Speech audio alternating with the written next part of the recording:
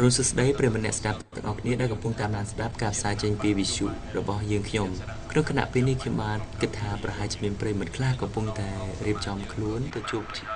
ជាមួយនឹងមនុស្សដែលខ្លួនស្រឡាញ់ហើយក៏ប្រហែលជាមានប្រិយមិត្តខ្លះទៀតកំពុងតែធ្វើដំណើរទៅជួបជាមួយនឹងមនុស្សពិសេសរបស់គេផងដែរដូច្នេះដើម្បីកំណត់បរិយាកាសនាវេលាព្រឹកនេះខ្ញុំសូមភ្លេងជូនបទចម្រៀងមួយបទសិនសង្ឃឹមថាបទនេះប្រិយមិត្តទាំងអស់គ្នានឹងពេញចិត្តស្ដាប់គ្រប់គ្នាផងដែរឥឡូវនេះសូមរៀបស្ដាប់ដូចតទៅ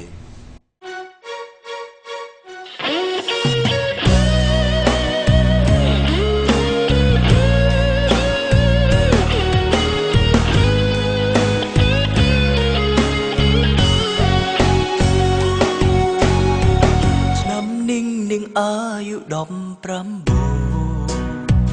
មានសងសាប៊ូនឹងតែងជួបជូនមិនដែលលូថ្ងៃ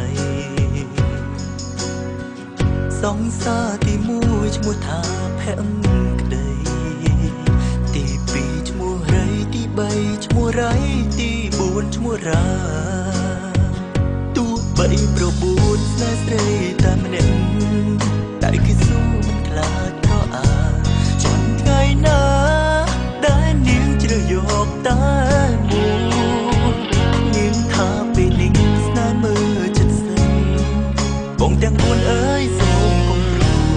មិនស្មានឡើយនាងបែរមានមិនទៀតសងសាទី1ដេកពេករួចឆ្អែតពេកនឹងចិនស្រីខំស្មោះស្ម័គ្រភាំងក្តីមិនស្មានរូបស្រីអត់ស្នេហ៍សងសាទី2ទួនយំហឹងស្រាផ្លេចទុកពេលគ្មានស្រីនៅក្បែរទី3យំរាយរាប់5ម៉ែហើយទី4ស្ទើរឈួតលំឡាយគួរអាណិតជឿឬមិនជឿស្រេចលើអ្នកស្ដាប់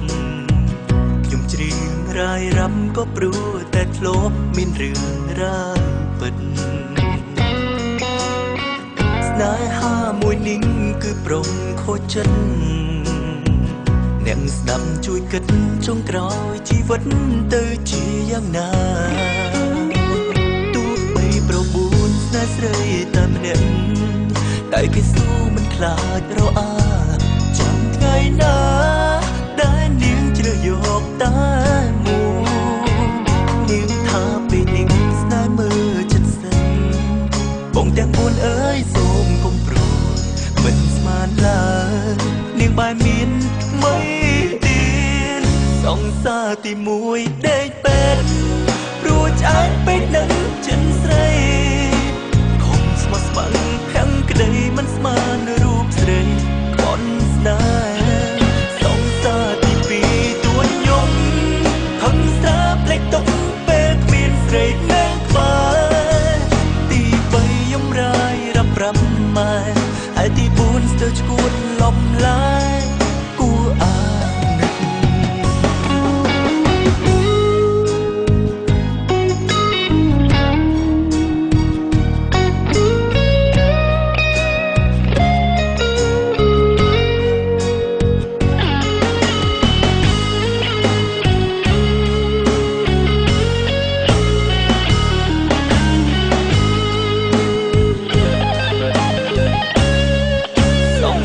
ទី1ដេកពេក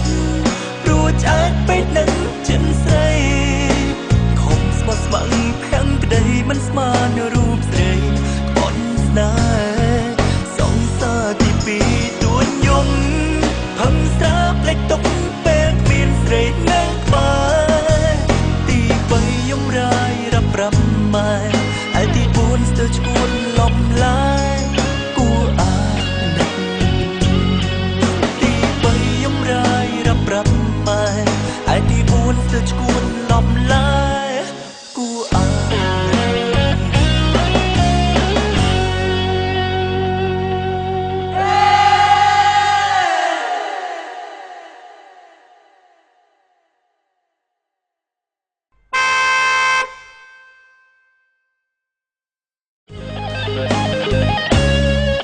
សងសាទី1ដេកពេក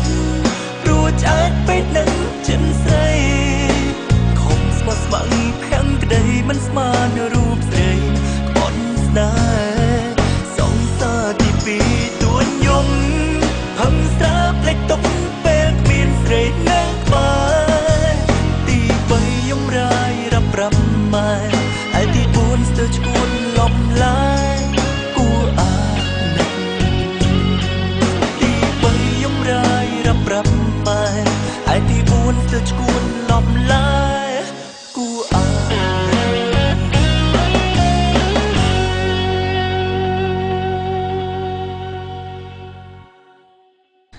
យ៉ាងមិនដែរប្រិមត្តទាំងអស់គ្នាបន្ទាប់ពីបានស្ដាប់បទចម្រៀងមួយបទនេះរួចមកមើលទៅស្នេហាក្នុងអត្ថន័យបទចម្រៀងនេះពិតជាពិបាកយល់បន្តិចហើយអញ្ចឹងទុកឲ្យប្រិមត្តទាំងអស់គ្នាជួយគិតនិងពិចារណាបន្តិចទៅមើល